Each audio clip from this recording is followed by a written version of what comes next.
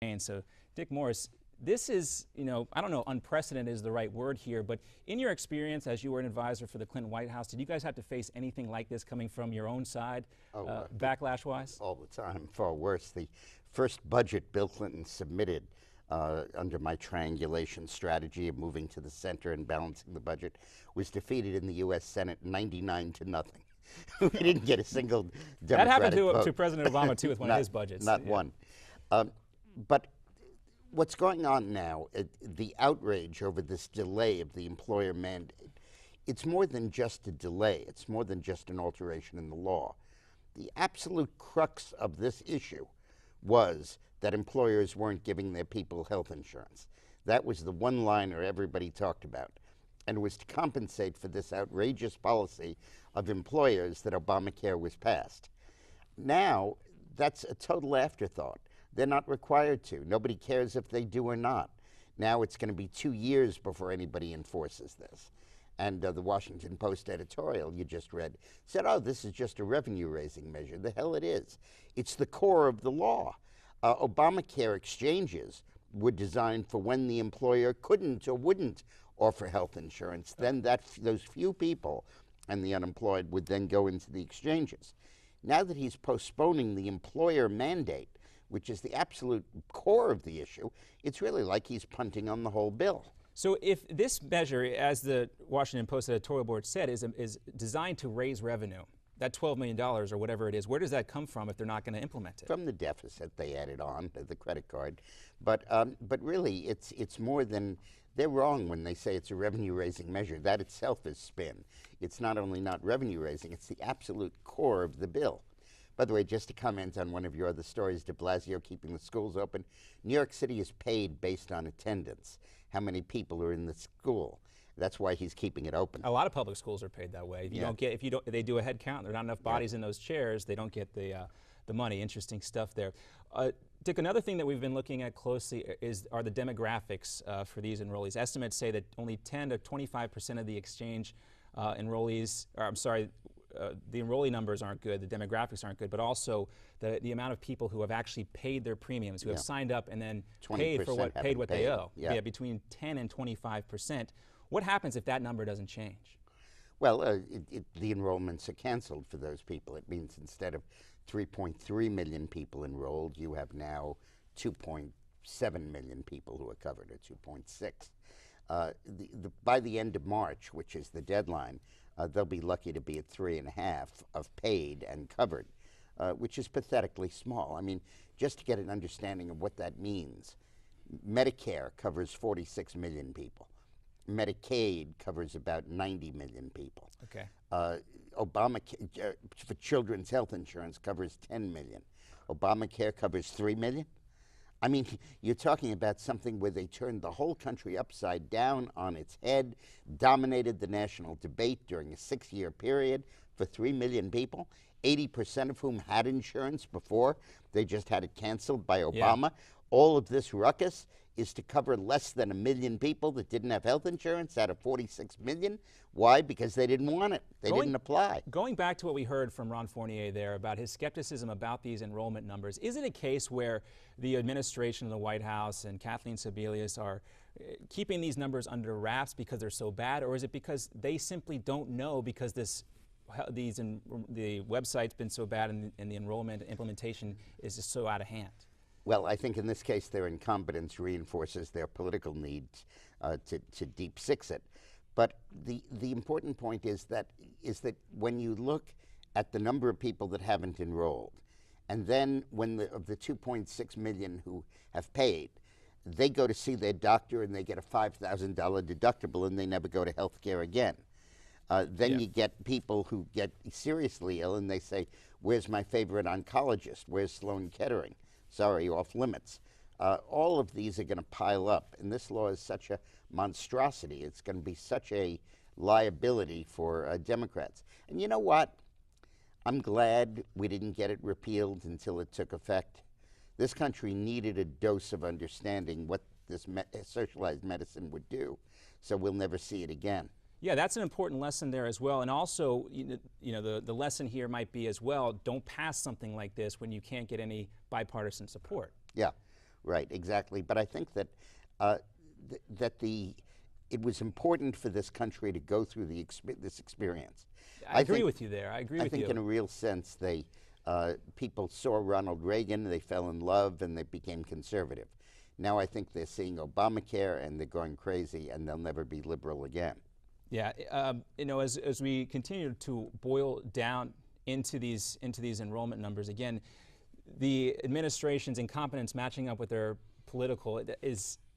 Give us another example of something like this where we've seen this before. I mean, I know there's some in the Obama administration, but looking back at past administrations, they get into these quicksand pits. Well, exactly. I think that the important point about this is that the reason a president has political power and is such a resilient institution is because you can dominate the agenda. You can talk about anything you want.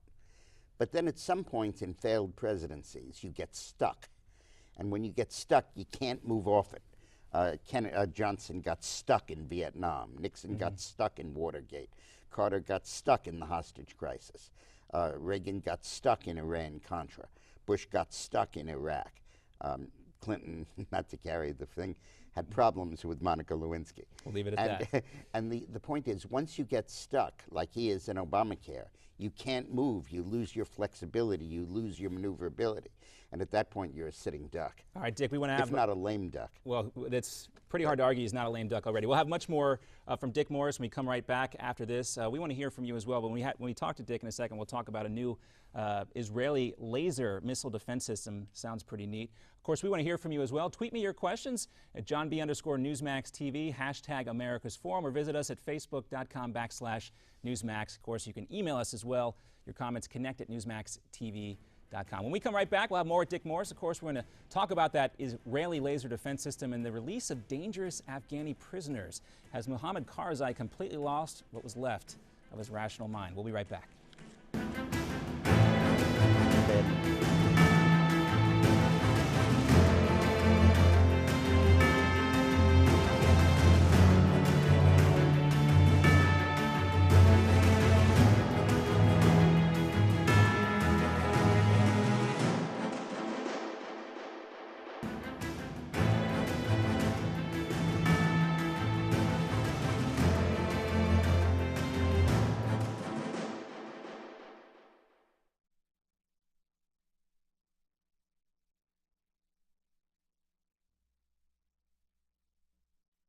What you don't know about Pope Francis will shock you. Bestseller, Francis, A Pope for Our Time, tells the real story. Newsmax says Francis, A Pope for Our Time, rips off the shroud of mystery about this man. Now Newsmax has a special offer for Francis, A Pope for Our Time. Get it for just $9.95 and save $12 off the cover price. Plus, we'll send you a free 1-year subscription to Newsmax magazine. That's a $40 value for free. Order now at popesagenda.com.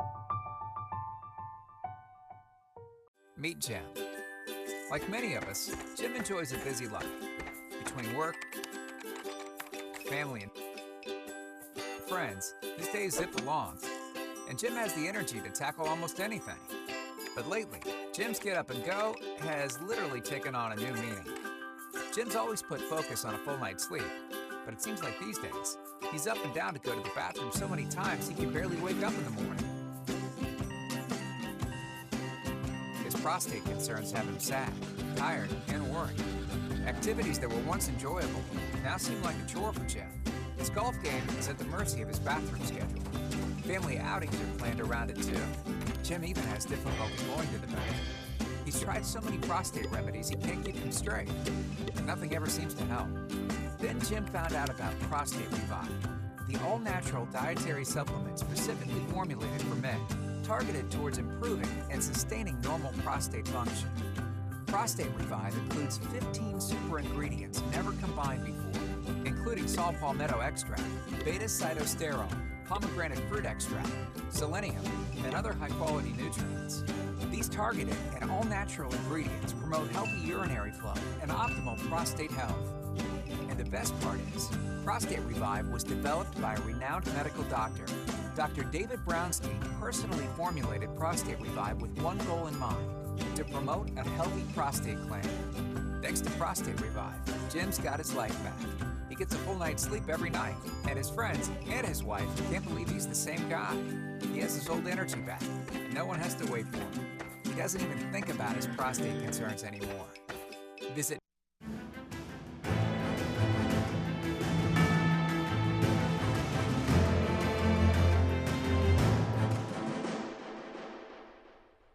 Hello and welcome back to America's Forum here on Newsmax TV. Thanks so much for joining us here on the show. It's great to have you with us, and happy Valentine's Day, everyone. Also with us, Dick Morris. Great to have you back, Dick.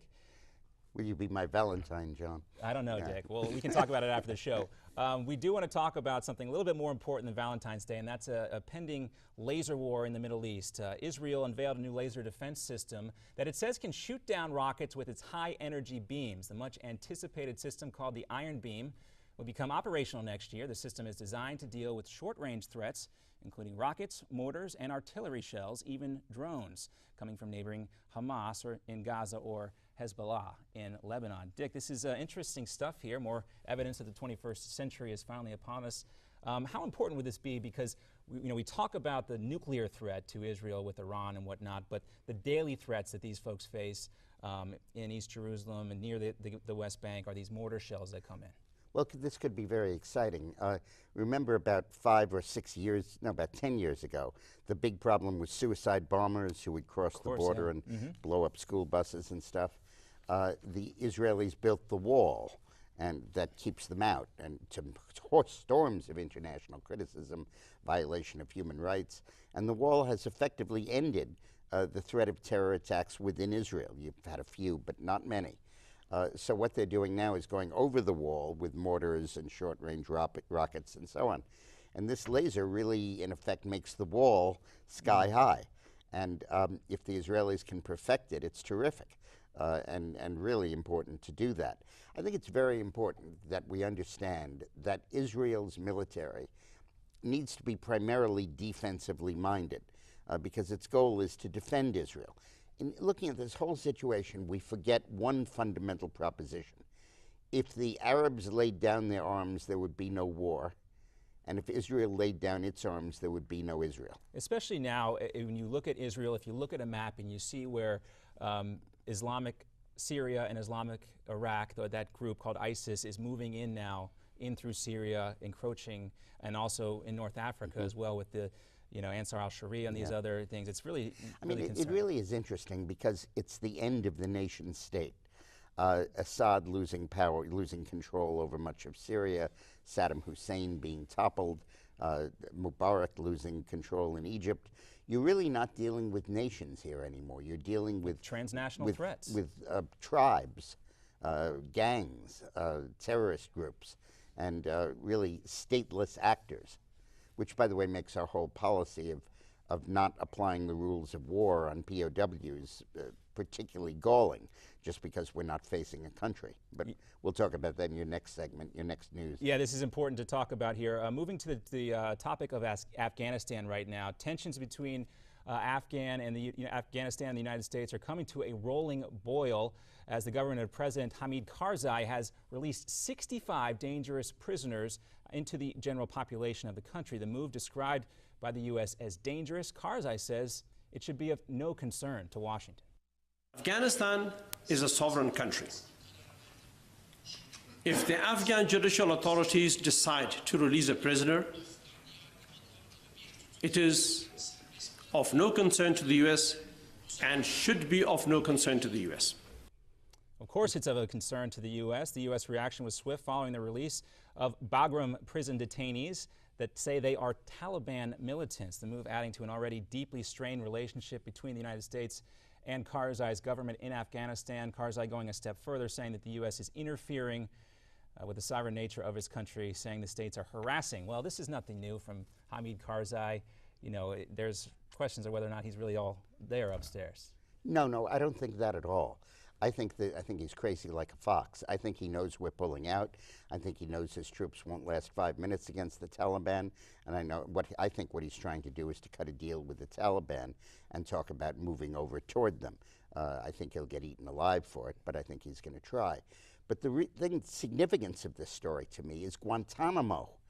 These are 65 not suspected militants, like he says. There's 65 terrorists who've killed 32 American soldiers and 23 Afghan soldiers among them. That's a hell of a body count. And we arrested them, we captured them, and we held them. Then we had no place to put them. Normally, you'd just ship them off to Guantanamo. We couldn't repatriate them to the United States because they would get our constitutional rights and lawyers and everything. And we couldn't hold them indefinitely in our training camps or our base camps in Afghanistan. So we had to turn them over to the Afghans, and they let them go. So this revolving door highlights the insanity of the decision to close Guantanamo. Because now, and that's why we're killing them with drones, because we can't capture them, we can't interrogate them, because we have no place to put them, because of this president's stupid pledge to close Gitmo, which he hasn't even done. Right, we heard it again in the State of the Union address, and it just simply seems like it's thrown in there for an applause line. But Dick, you say that the Gitmo is closed, which means they can't send new folks there. 170 still there. Right, there are 170 still there. So, you know, what is the alternative to Gitmo? None. I mean, the reason Gitmo exists is that George Bush refused to declare war. He said, we're not recognizing the Taliban or the Al-Qaeda as a nation, and therefore we're not going to war. Therefore, the Geneva Convention doesn't apply. Now, everybody else said that that was to ban interrogation, but really it wasn't. It was it was not to recognize them as an entity, which was silly. So he set up Gitmo as a place to put them. Normally, you just put them in, set up POW camps in Louisiana and hold them there, or any place in the country, like we did with the Germans. But you can't do that when you don't have a declaration of war. So but there was also a lot of controversy, you know, when the Obama administration wanted to bring them into the U.S. justice system, and I think a lot of that had to do with the fact that Americans didn't want these people in their community, whether it was a POW camp or otherwise. Do you think that that would be something that the people would accept?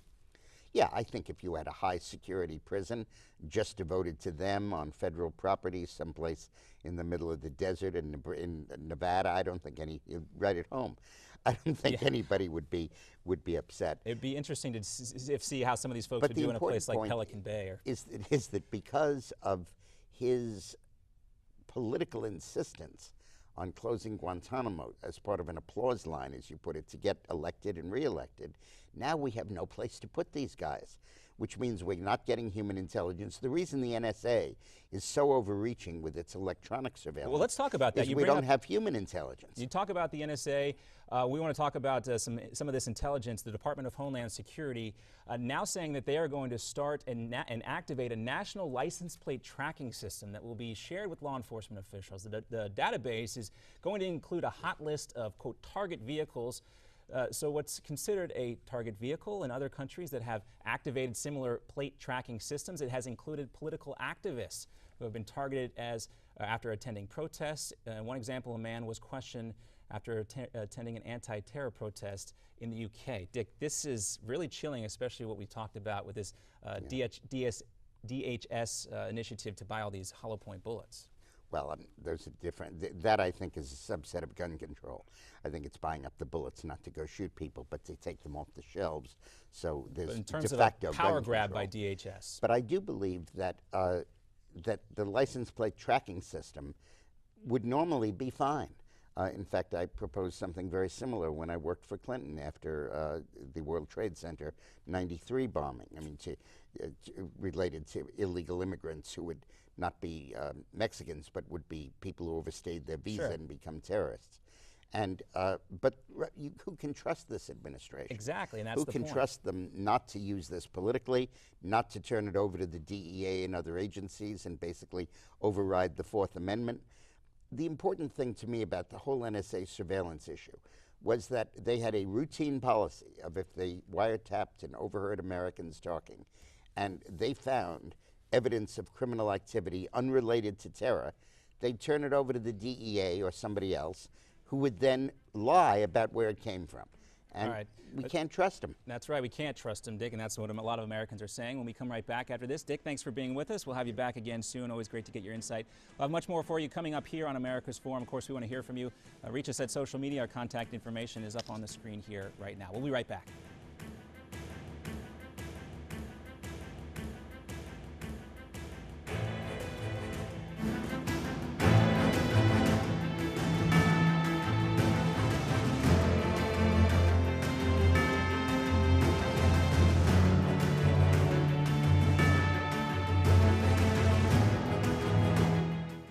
a message.